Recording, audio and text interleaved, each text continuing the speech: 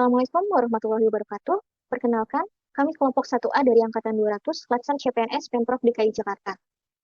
Pada hari ini kami akan mempresentasikan tentang tugas agenda 3, yaitu implementasi manajemen ASN dan smart ASN pada masalah di DKI Jakarta dengan tema infrastruktur cerdas dan berkelanjutan.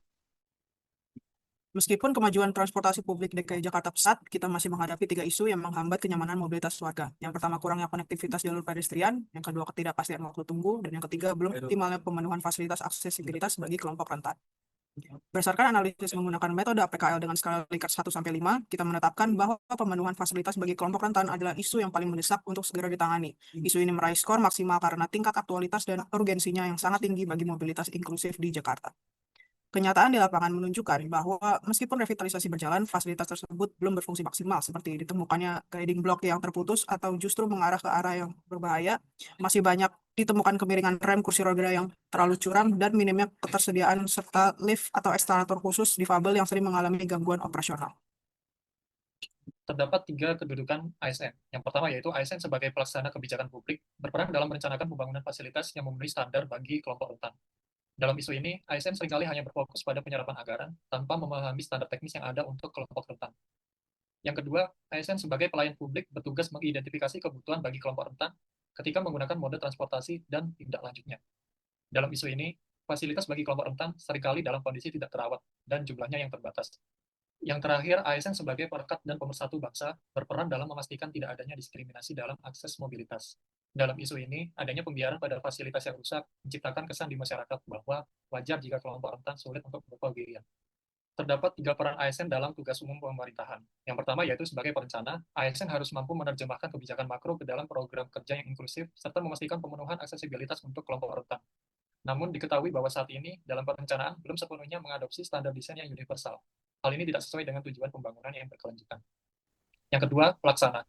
Ada beberapa hal yang dapat dilakukan seperti melakukan uji coba langsung oleh kelompok rentan sebelum mengoperasikan fasilitas tersebut.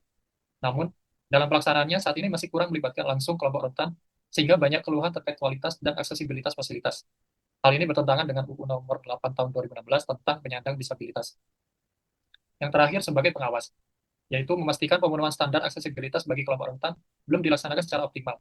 Hal ini memicu penyalahgunaan kewenangan dalam penyediaan fasilitas yang tidak sesuai standar, sehingga tujuan pelayanan publik yang inklusif tidak terpenuhi sebagaimana tertuang dalam Perda DKI Nomor 4 Tahun 2022 mengenai pelaksanaan, penghormatan, pelindungan, dan pemenuhan hak penyandang disabilitas. Dari isu utama yang telah dikemukakan, kemudian dilakukan analisa menggunakan diagram fishbone untuk mengetahui akar-akar permasalahan yang menentukan dari isu permasalahan utama. Dari diagram fishbone diketahui 6 masalah utama yang berkaitan dengan measurement, methods, personnel, environment, machine, and materials. Kemudian dari penggunaan diagram fishbone diturunkan menggunakan diagram USG untuk menentukan sebagai mana pentingnya suatu masalah untuk dilakukan penyelesaian terlebih dahulu. Dari penggunaan diagram USG ditemukan bahwa masalah yang perlu dilakukan untuk penyelesaian terlebih dahulu yaitu terkait environment, yaitu berkaitan dengan akses lingkungan sekitar terhalang oleh hambatan fisik dan tidak ramah disabilitas. Jika dibiarkan, dampaknya menjadi sangat serius, meningkatnya risiko kecelakaan fatal bagi kelompok rentan akibat fasilitas yang terputus.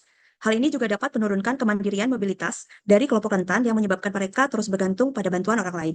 Secara lebih luas lagi, ini dapat menyebabkan inefisiensi fasilitas publik serta menghambat kelompok rentan dalam mengakses hak dasar seperti kesehatan, pendidikan, dan lapangan kerja. Untuk mengatasinya, kami mencoba merumuskan 3 alternatif solusi. Pertama, penerapan konsep universal design sejak tahap perencanaan. Kedua, penataan ulang arsitektur lanskap untuk membersihkan hambatan di jalur pedestrian. Terakhir, implementasi infrastruktur sensori inklusif seperti penambahan audio beacon. Ketiga solusi ini kemudian kami coba analisis dengan menggunakan metode McNamara. Hasilnya, memperbanyak infrastruktur sensori inklusif menempati peringkat pertama. Solusi ini dianggap paling efisien karena dapat diintegrasikan pada fasilitas existing tanpa perombakan yang besar, namun dapat memberikan dampak inklusivitas yang nyata bagi masyarakat. Berdasarkan perhitungan yang telah dilakukan melalui metode McNamara, solusi utama yang didapatkan adalah memperbanyak infrastruktur sensori inklusif. Solusi ini dipilih karena memiliki tingkat efisiensi yang tinggi, dapat diintegrasikan pada fasilitas yang telah ada tanpa memerlukan perombakan struktur utama.